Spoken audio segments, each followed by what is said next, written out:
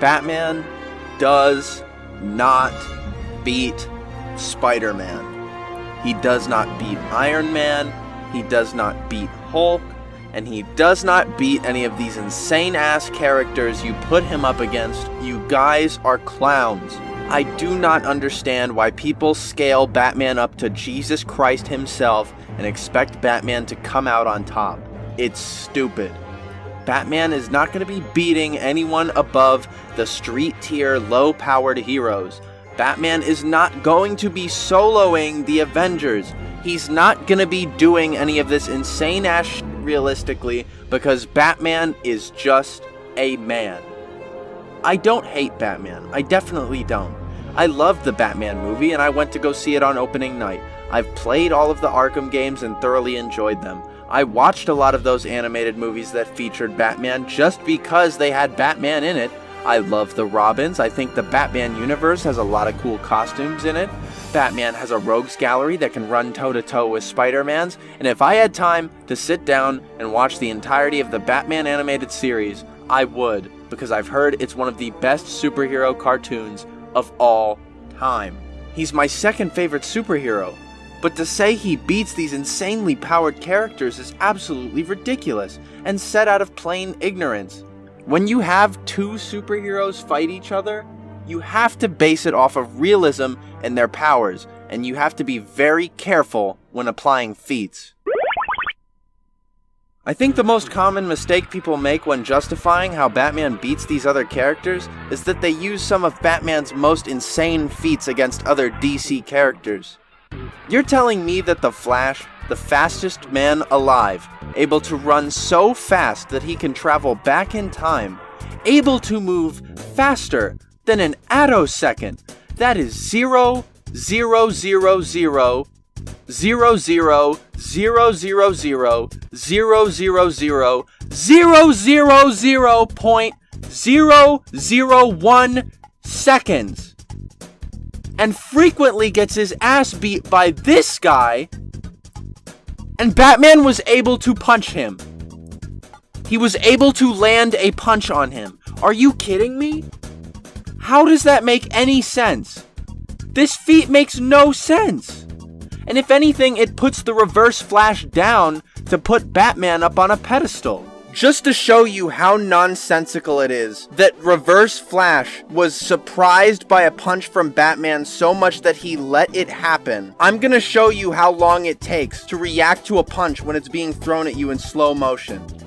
You're telling me that Superman, someone fast enough to fly to a dead solar system before he could sneeze, just for the sneeze to finally come out and evaporate that entire dead solar system, and in a different scenario, nearly got beat to death and survived a blast calculated by Superman himself to be equal to 1,000,000 nuclear blasts, and he loses to Batman just because Batman has a snot rock?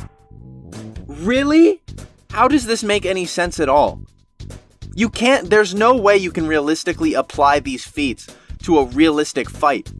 These feats of Batman's against other characters are so outrageous because to even have a story where Batman is in conflict with another hero, you have to significantly downplay that other hero's abilities so Batman can have a few punches on him. That's why when you apply feats in a debate about who would win in a fight between two characters, you have to be mindful of a few things about said feat. 1. Is this character winning because they could realistically, or is it because they need to win to further the plot of the story, or to make the audience feel good? 2. What powers or abilities back up the feat that this character is accomplishing? This is a picture of Spider-Man holding up a building. How do you know that Spider-Man could hold up a building, though? Obviously, because one of Spider-Man's powers is super strength. While not exactly being a very defining label, it's enough to explain why Spider-Man is strong enough to hold this building. And if the label isn't strong enough, Spider-Man is defined by Stan Lee himself, I think, to only be weaker than the Hulk, the Thing, and the Thor, circa 1960. What does Batman have that explains that he'd be able to punch the Reverse Flash? Sure, he's been shown to be quick enough to dodge a bullet, but even that's generous. What power or ability does Batman have that explain this? We know he's peak human, but how do you use being peak human to justify being able to hit a ball pitched by Superman at full speed? This is silliness. Because sometimes an underdog needs to win. And good stories have underdogs in it a lot of the time. And we love it because it's unrealistic. Sometimes heroes win because it's what feels good, not because that's what could happen realistically. This is why you have to be careful when using feats with two characters fighting each other.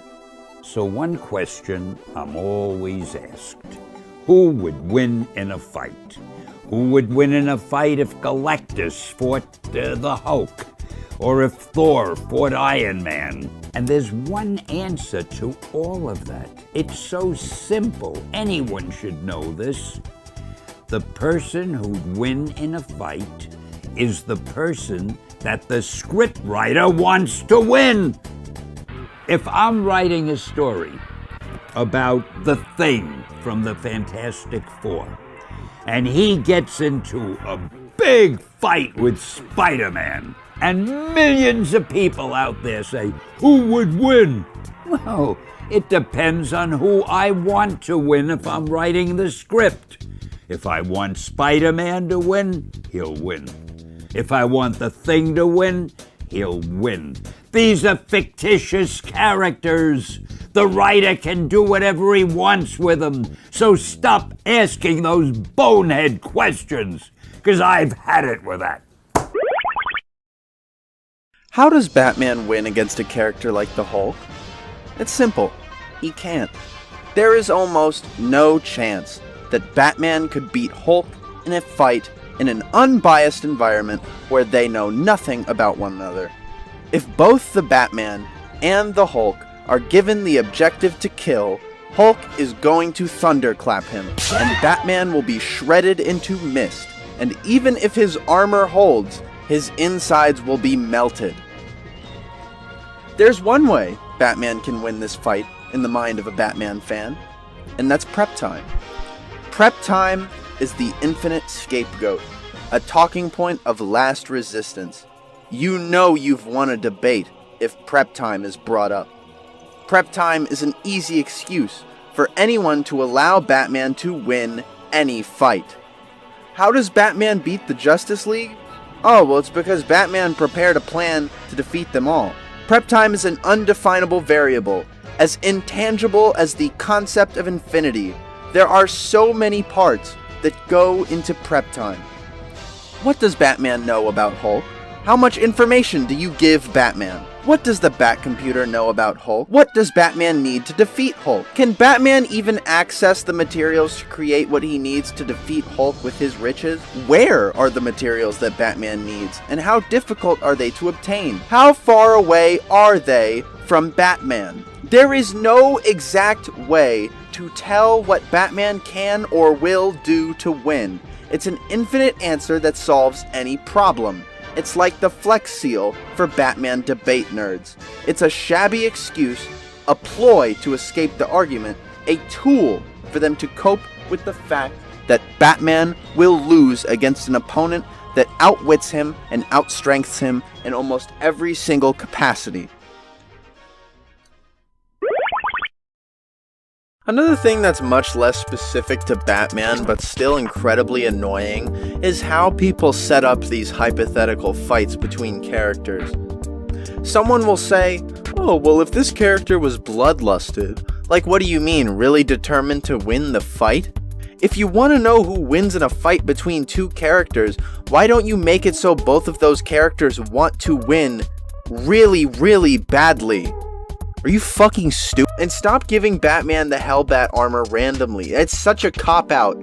Of course Batman's gonna win more fights if he has the goddamn Hellbat. Anyway, here's how you set up a fight between two characters. The clear objective of this setup is to figure out who would win the fight between these two characters.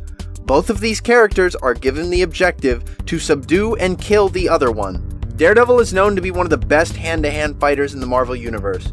Daredevil is trained in boxing, ninjutsu, judo, jujitsu, capoeira, eskrima, and several others. He's equipped with his billy clubs, which can be used as grapples, pop-out blades, and can even be combined to create a staff, among many other things. Daredevil's suit is also bulletproof and fully insulated from electric attacks. Daredevil's powers allow for him to predict Batman's moves, and sense for any possible weaknesses in Batman's armor. Daredevil also has incredible stamina, and has been able to clear several groups of men in one sitting.